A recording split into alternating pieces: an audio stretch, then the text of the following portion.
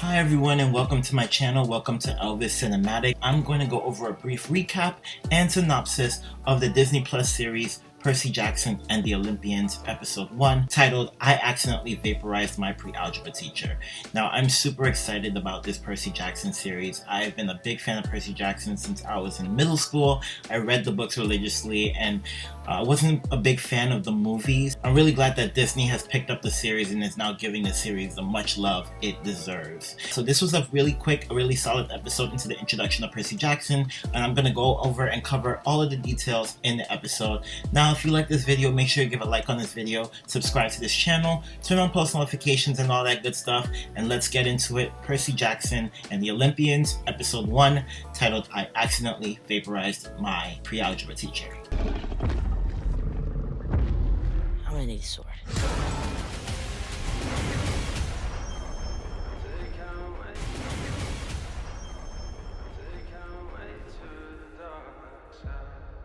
So the episode starts off with Percy Jackson just narrating how his life has been.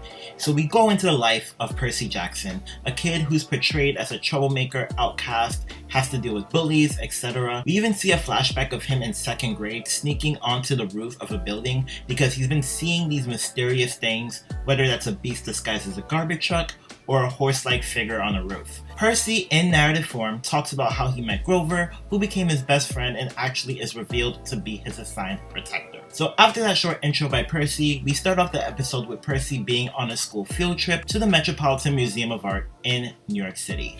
So Percy's teacher, Mr. Brummer, who we later find out is actually Sharon, goes on this deep metaphorical tangent about the gods and goddesses portrayed at the museum. After Percy gets scolded by a woman named Mrs. Dodds, Mr. Brummer lets him know that when he's ready to find out what the gods have in store for him, they'll tell him. Classic foreshadowing into the purpose of the entire series, and if I was Percy, I'd really be freaked out at the teacher telling me this. So he then gives Percy this cheap looking pen, which we end up finding out later is actually a sword.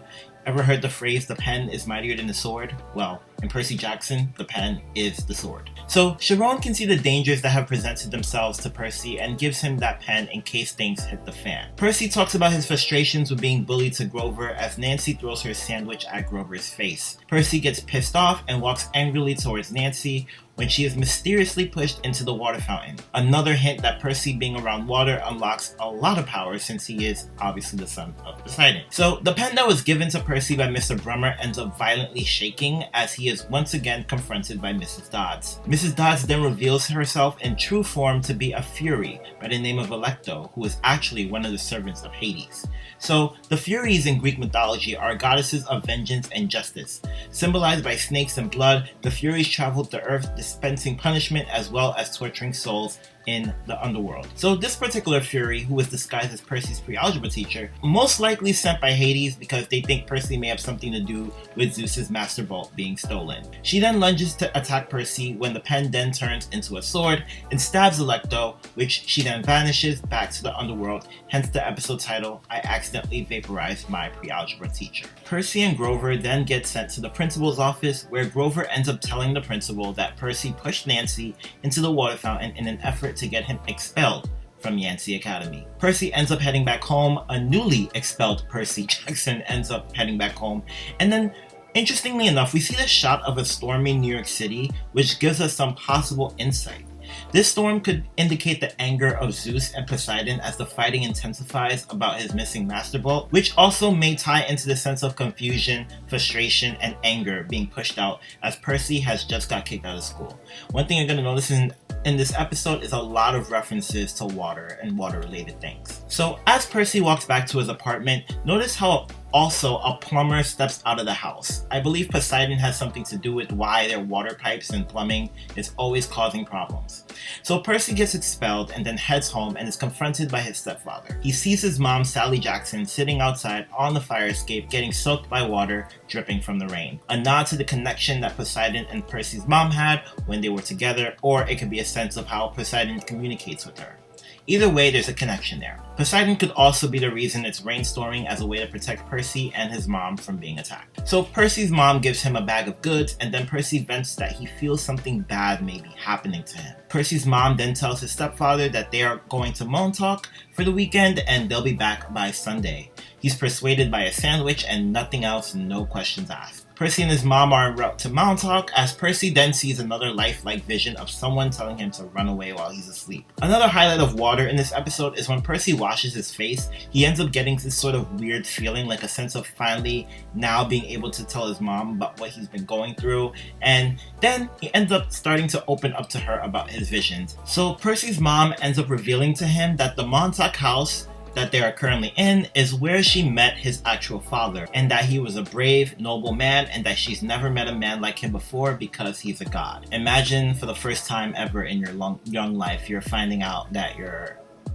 father is a god. Not God like God, but a Greek god. So she confesses that all the stories she told him about the Greek gods, goddesses, heroes, and monsters are actually real, to the point where Percy's actually a half-blood, which is a child of a god and a human. She mentions that because of this, he is not safe because after a certain age, monsters and bad forces may end up coming after them, which is why he was attacked by his fake pre-algebra teacher, and why these lifelike visions are happening. Percy looks so confused and angry, and he thinks his mother is actually going crazy. I mean, who wouldn't? Like, this is a young kid that's basically finding out his whole life that his dad is a god, and that crazy things are happening, and that, yeah.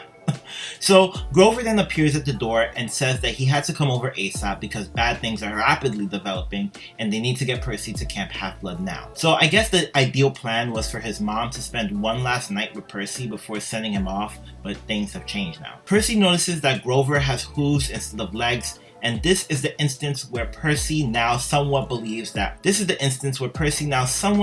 what his mom was telling him may be actually kind of true. So on the ride to Camp Half-Blood, Grover reveals to Percy that he's actually a satyr who was tasked with protecting Percy before he would eventually transition to Camp Half-Blood. A satyr in Greek mythology are a mix of humans and beasts depicted as animalistic men with asinine ears, pug noses, reclining hairlines, and tails of horses.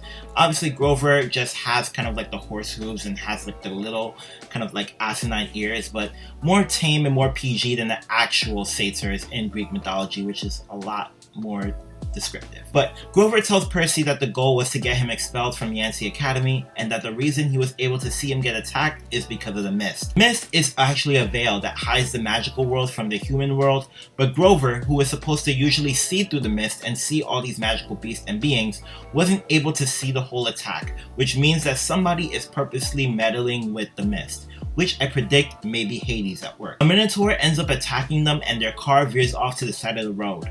Again, with the heavy rainstorm, this may be Poseidon, I predict, trying to protect Percy at all costs as he ventures to Camp Half-Blood. Percy's mom makes Grover swear on her life to protect him as she sends Percy off to Camp Half-Blood. She tells Percy that she can't go with him because she's human, but that Percy will be the safest there. Sally tries to distract the Minotaur with Percy's jacket, but the Minotaur grabs Percy's mom and then vanishes her the same way Mrs. Dodds vanished earlier, which basically confirms my theory that this may be possibly Hades at work. My theory is that Hades sent the Minotaur to attack Percy, and since Poseidon is aware of this, is using the heavy rainstorm to protect Percy and to have him being sent to Camp Half-Blood immediately. Since Sally vanished the same way that Mrs. Dodds did earlier in the episode, I believe she may actually be sent to the underworld as a possible middle finger to Poseidon and Percy. After his mom vanishes, the Minotaur charges at Percy, which he then pulls out his pen sword and slices the Minotaur. He slices one of the Minotaur's horns and ends up yanking it off altogether and stabbing the Minotaur with it. Again, Percy was able to take on a full-fledged Minotaur without Grover's help, which is another nod to the rain giving Percy considerable power. The Minotaur ends up vanishing, most likely back to the underworld, and Percy ends up waking up in the hospital wing at Camp Half-Blood. We then hear Annabeth in the distance say he must be the one, as she hunches about who Percy may actually be. A few hours later, we see Mr. Brummer in full-fledged form as Chiron, as he introduces Percy to Camp Half-Blood, and that wraps up the episode. So this is a super exciting episode. I really love the cinematography, the imagery. This is going to be a great series. I can already tell, and I can already tell that so much effort and so much dedication has been put on to making sure that if you're a Percy Jackson newcomer, if you haven't read the books, you are well aware of the introduction and the foundation to the story. Such an amazing first episode. Again, like always, this is Elvis Cinematic. I'm going to be doing these recaps of the Percy Jackson series for the first season. So if you like this content, make sure you give a like on this video, subscribe to the channel, turn on post notifications and all that good stuff. And I will see y'all in the next one with episode 2 recap of Percy Jackson and the Olympians on Disney+. See ya.